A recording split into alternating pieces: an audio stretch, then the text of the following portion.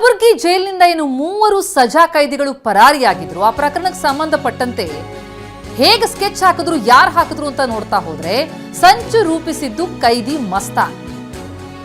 ಒಬ್ಬನೇ ಓಡಿ ಹೋಗೋದಕ್ಕಾಗಲ್ಲ ಅಂತ ಹೇಳಿ ಇನ್ನಿಬ್ಬರನ್ನ ಸೇರಿಸ್ಕೊಂಡು ಪ್ಲಾನ್ ಮಾಡಿದಾನಿದ್ದ.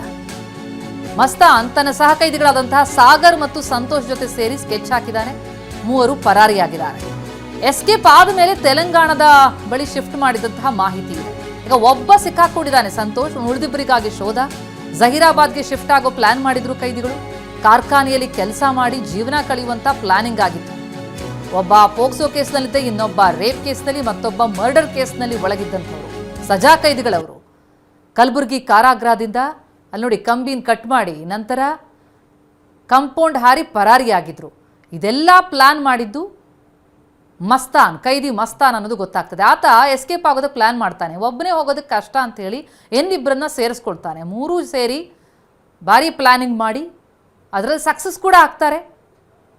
ಕೈದಿಗಳು ಎಸ್ಕೇಪ್ ಆಗುವಂತಹ ದೃಶ್ಯ ಕೂಡ ನೋಡ್ತಾ ಇದ್ದೀವಿ. CC ಕ್ಯಾಮ್ರಾದ ವಿಜುವಲ್ಸ್ ಇದು. ಎಸ್ಕೇಪ್ ಆದಮೇಲೆ ತೆಲಂಗಾಣಕ್ಕೆ ಶಿಫ್ಟ್ ಆಗುವಂತಹ ಪ್ಲಾನಿಂಗನ್ನು ನಡೆಸಿದ್ರು. ಜಹೀರಾಬಾದ್ಗೆ ಶಿಫ್ಟ್ ಆಗಬೇಕು ಅನ್ನುವಂಥದ್ದು ಅವರ ಪ್ಲಾನ್. ಅಲ್ಲೊಂದು ಕಾರ್ಖಾನೆಯಲ್ಲಿ ಕೆಲಸ ಮಾಡ್ಕೊಂಡು ಜೀವನ ಕಳಿಬೇಕು ಅನ್ನೋದು ಪ್ಲಾನಿಂಗ್. ಒಟ್ಟಿಗೆ ಪರಾರಿ ಆಗ್ತಾರೆ. ನಂತರ ಅಲ್ಲಿಂದ ಬೇರೆ ಬೇರೆ ಕಡೆಗಳಿಗೆ ಇಂಡಿವಿಜುವಲ್ ಆಗಿ ಹೋಗ್ತಾರೆ. ಆದರೆ ಒಬ್ಬ ಸಿಕ್ಕಾಕೊಂಡ್ಬಿಟ್ಟ. 24 ಗಂಟೆಯೊಳಗೆ ಆತ ಮತ್ತೆ ಪೊಲೀಸರ ಅತಿಥಿಯಾಗಿದ್ದಾನೆ. ಕಾಲಿಗೆ ಗುಂಡು ತಗಲಿ ಈಗ ಆಸ್ಪತ್ರೆಯಲ್ಲಿ ಚಿಕಿತ್ಸೆ ಪಡಿತಾ ಇದ್ದಾನೆ. ಇನ್ನಿಬ್ಬರು ಎಲ್ಲಿ ಹೋದ್ರು? ಅವರಿಗಾಗಿ ಈಗ ಹುಡುಕಾಡ್ತಾ ಇದ್ದಾರೆ. ಭಾರಿ ಭದ್ರತೆ ಇರುತ್ತೆ. ಅದರಲ್ಲೂ ಸಜಾ ಕೈದಿಗಳ ಮೇಲೆ ನಿಗಾ ಇರಿಸಲಾಗುತ್ತೆ. ಅಷ್ಟಾಗಿಯೂ ಕೂಡ ಸ್ಕೆಚ್ ಹಾಕಿ ಪರಾರಿಯಾಗಿದ್ದಾರೆ. ಇದೇ ಪ್ರಕರಣಕ್ಕೆ ಸಂಬಂಧಪಟ್ಟ ಹಾಗೆ ಜೈಲಿಂದ ಎಸ್ಕೇಪ್ ಆದ ಬಳಿಕ ಕೈದಿಗಳು ಹಣಕ್ಕಾಗಿ ಪರದಾಡಿದ್ದಾರೆ. ರಸ್ತೆಯಲ್ಲಿ ಹೋಗೋರ ಬಳಿ ಹಣ ಕಸಿದಿದ್ದಾರೆ. ಇಬ್ಬರ ಬಳಿ 500 ರೂಪಾಯಿ ಕಸಿದುಕೊಂಡಿದ್ದಾರೆ ಈ ಕೈದಿಗಳು. ಅದೇ ಹಣದಿಂದ ಬೆಳಗ್ಗೆ ಟಿಫನ್ ಮಾಡಿ ಆಮೇಲೆ ಬೇರೆ ಕಡೆ ಎಸ್ಕೇಪ್ ಆಗಿರೋದು. ಜೈಲಿಂದ ಏನೋ ಎಸ್ಕೇಪ್ ಆಗ್ಬಿಟ್ರು. ಕಾಂಪೌಂಡ್ ಹಾರಿ ಹೊರಗೆ ಬಂದ್ಮೇಲೆ ಈಗ ಅವ್ರು ಅನ್ಕೊಂಡ ಹಾಗೆ ಪ್ಲಾನ್ ಪ್ರಕಾರ ಅವ್ರು ಅನ್ಕೊಂಡಿದ್ದ ಜಾಗಕ್ಕೆ ಹೋಗ್ಬೇಕು ಅಂದ್ರೂ ದುಡ್ಡು ಬೇಕು. ಊಟ ತಿಂಡಿಗೂ ದುಡ್ಡು ಇರಲಿಲ್ಲ. ಖಾಲಿ ಕೈಯಲ್ಲಿ ಬಟ್ಟೆಗಳನ್ನೇ ಹಗ್ಗದ ರೀತಿ ಹೆಣೆದು ಕಾಂಪೌಂಡ್ ಏನೋ ಜಿಗಿದು ಹೊರಗೆ ಬಂದ್ಬಿಟ್ರು. ಅದಾದಮೇಲೆ ಕೈಯಲ್ಲಿ 1 ರೂಪಾಯಿ ದುಡ್ಡಿಲ್ಲ. ಸೊ ರಸ್ತೆಯಲ್ಲಿ ಹೋಗೋರನ್ನು ತಡೆದು 500 ರೂಪಾಯಿ ಇಬ್ಬರ ಹತ್ರ ಕಿತ್ಕೊಂಡಿದ್ದಾರೆ. ಅದೇ ದುಡ್ಡಲ್ಲಿ ಊಟ ತಿಂಡಿ ಮಾಡಿ ಅದಾದಮೇಲೆ ಎಸ್ಕೇಪ್ ಆಗೋದಕ್ಕೆ ಪ್ರಯತ್ನ ಪಟ್ಟಿದ್ದಾರೆ. ಇದೆಲ್ಲ ಮಾಹಿತಿಗಳನ್ನು ಈಗಾಗಲೇ ಪೊಲೀಸರು ಕಲೆ ಹಾಕಿದ್ದಾರೆ. ಒಬ್ಬನನ್ನು 24 ಗಂಟೆ ಒಳಗೆ ಕಾಲಿಗೆ ಗುಂಡು ಹೊಡೆದು ಕೂಡ ಬಂಧಿಸಿದ್ದಾರೆ. ಇನ್ನಿಬ್ಬರು ಎಲ್ಲಿ ತಲೆಮರೆಸ್ಕೊಂಡಿದ್ದಾರೆ. ಅವರಿಗಾಗಿ ಈಗ ಶೋಧ ಕಾರ್ಯಾಚರಣೆ ತೀವ್ರವಾಗಿ ನಡೀತಾ ಇದೆ. ಇದೆಲ್ಲವೂ ಅವರು ಕಾಂಪೌಂಡ್ ಹಾರಿ ಹೊರಗೆ ಬಂದ ಮೇಲೆ ರಸ್ತೆಯಲ್ಲಿ ಆರಾಮಾಗಿ ನಡ್ಕೊಂಡು ಹೋಗ್ತಾ ಇರೋ CCTV ಫುಟೇಜಸ್. ಡೀಟೇಲ್ಸ್ ಕೊಡ್ತಾರೆ ನಮ್ಮ ಪ್ರತಿನಿಧಿ ದತ್ತಾತ್ರೇಯ. ಲೈವ್ ಅಲ್ಲಿ ಜಾಯ್ನ್ ಆಗ್ತಾ ಇದ್ದಾರೆ. ದತ್ತಾತ್ರೇಯ, ಬೆಳಗ್ಗೆ ಹೇಳ್ತಾ ಇದ್ರಿ ಯಾವ ರೀತಿ ಪೊಲೀಸರ ಇನ್ವೆಸ್ಟಿಗೇಷನ್ ಸಾಗ್ತಾ ಇದೆ ಅಂತ. ಉಳಿದ ಇಬ್ಬರು ಸಜಾ ಕೈದಿಗಳ ಹುಡುಕಾಟ ಹೇಗೆ ಸಾಗ್ತಾ ಇದೆ? ವಿಜಯ್, ಸದ್ಯ ಓರ್ವ ಏನು ಅಂದರೆ ಸಂತೋಷ್ನನ್ನು ಪೊಲೀಸರು ಈಗಾಗಲೇ ಕೆಡ್ಡಾಗೆ ಕೆಡವಿರತಕ್ಕಂಥದ್ದು ಮತ್ತು ಇವರು ಮೊದಲೇ ಪ್ಲಾನ್ ಮಾಡಿದರು ಅನ್ನುವಂಥದ್ದು ಮಾಹಿತಿ ನಿನ್ನೆ ಅಷ್ಟೇ TV9 ಬಹಿರಂಗಪಡಿಸಿತ್ತು. ಅದು ಈಗ ನಿಜ ಆಗ್ತಿದೆ. ಯಾಕಂತಂದರೆ ಕಳೆದ 4-5 ದಿನಗಳ ಹಿಂದೆ ಕೂಡ ಇವರು ಪ್ಲಾನ್ ಮಾಡ್ತಾಯಿದ್ರು. ಅದರಲ್ಲೂ ಕೂಡ ಮೇನ್ ಮಸ್ತಾನ್ ಅನ್ನುವಂಥ ಆರೋಪಿ ಇದರ ಪ್ರಮುಖ ಆರೋಪಿ ಮತ್ತು ಇಡೀ ಈ ಜೈಲಿನಿಂದ ಎಸ್ಕೇಪ್ ಆಗುವಂಥದ್ದು ಮಾಸ್ಟರ್ ಮೈಂಡ್ ಅಂತ ಹೇಳಲಾಗ್ತಾಯಿದೆ. ಯಾಕಂತಂದರೆ ಈತ ಇಬ್ಬರನ್ನ ತಾನೊಬ್ಬನೇ ಜೈಲಿಂದ ಎಸ್ಕೇಪ್ ಆಗೋಕ್ಕೆ ಸಾಧ್ಯ ಇಲ್ಲ, ಕಷ್ಟ ಆಗುತ್ತೆ ಅನ್ನೋದನ್ನು ಅರಿತು ಅಂದರೆ ಆತನ ಜೊತೆ ಇದ್ದಂಥ ಸೆಲ್ನಲ್ಲಿದ್ದಂಥ ಸಾಗರ್ ಮತ್ತು ಸಂತೋಷ್ ಏನಿದ್ರು ಅವ್ರನ್ನೂ ಕೂಡ ಮನವೊಲಿಸ್ತಾನೆ. ನಾವಿಬ್ಬರು ಕೂಡ ನಾವು 3 ಜನನೂ ಕೂಡ ಜೈಲಿಂದ ಎಸ್ಕೇಪ್ ಆಗೋಣ ಅನ್ನೋವಂಥ ಒಂದು ಮನವೊಲಿಸಿ ಸದ್ಯ ತೆಲಂಗಾಣದ ಜಹೀರಾಬಾದ್ನಲ್ಲಿ ನಾವು ಹೋಗಿ ನೆಲೆಸೋಣ ಅನ್ನೋವಂಥ ಒಂದು ಪ್ಲಾನ್ ಕೂಡ ಆತ ಮಾಡಿರ್ತಾನೆ. ಅದರಂತೆ ಸಾಗರ್ ಮತ್ತು ಸಂತೋಷ್ ಇದ್ದಾರೆ. ಅವರು ಕೂಡ ಮಸ್ತಾನ್ ಪ್ಲಾನ್ಗೆ ಎಸ್ ಅಂದು ಕಳೆದ 4-5 ದಿನಗಳ ಹಿಂದೆಯಿಂದನೂ ಕೂಡ ಕಂಬಿ ಕಟ್ ಮಾಡುವಂಥ ಕೆಲಸಕ್ಕೆ ಅವರು ಕೈ ಹಾಕ್ತಾರೆ. ಅಲ್ಲಿಂದ ಕಂಬಿ ಕಟ್ ಮಾಡಿ ಜೈಲಿಂದ ಹೇಗೆ ಎಸ್ಕೇಪ್ ಆಗೋದನ್ನು ಕೂಡ ಇಡೀ ದಿನ ಜೈಲು ತುಂಬ ತಿರುಗಾಡಿ ಪ್ಲಾನನ್ನು ಮಾಡಿರ್ತಾರೆ. ಅದರ ಪ್ರಕಾರ ಜೈಲಿಂದ ಎಸ್ಕೇಪ್ ಆಗಿ ಇಲ್ಲಿಂದ ಜಹೀರಾಬಾದ್ಗೆ ಹೋಗಿ ಜಹೀರಾಬಾದ್ನಲ್ಲಿ ಸೆಟ್ಲ್ ಆಗಬೇಕು ಅಂದರೆ ಕಾರ್ಖಾನೆಯೊಂದರಲ್ಲಿ ಕೆಲಸ ಮಾಡಿಕೊಂಡು ಜೀವನ ಕಳಿಬೇಕು ಅನ್ನೋಂಥ ನಿಟ್ಟಿನಲ್ಲಿ ಪ್ಲಾನ್ ಮಾಡಿಕೊಂಡಿರ್ತಕ್ಕಂಥದ್ದು.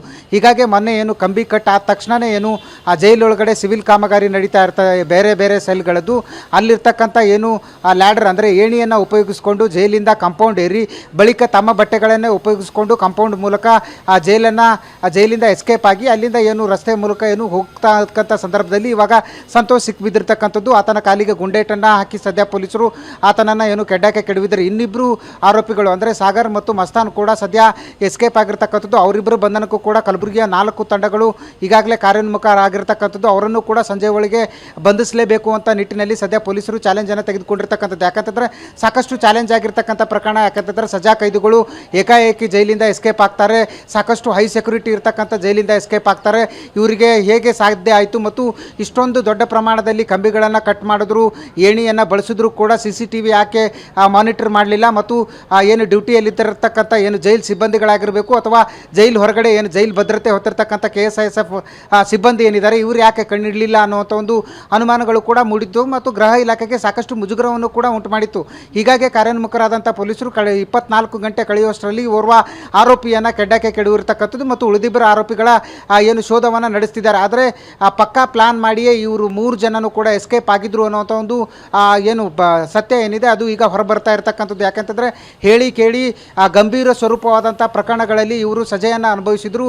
ಇಬ್ಬರು ಪೋಕ್ಸೋ ಪ್ರಕರಣಗಳಲ್ಲಿ ಓರ್ವ 302 ಅಂದರೆ ಮರ್ಡರ್ ಕೇಸ್ನಲ್ಲಿ ಅರೆಸ್ಟ್ ಆಗಿದ್ದ ಮತ್ತು ಸಜೆ ಕೂಡ ಅನುಭವಿಸ್ತಿದ್ದ. ಹೀಗಾಗಿ ಇವ್ರ ಮೇಲೆ ಸಾಕಷ್ಟು ನಿಗಾ ಇಡಬೇಕಾಗಿತ್ತು.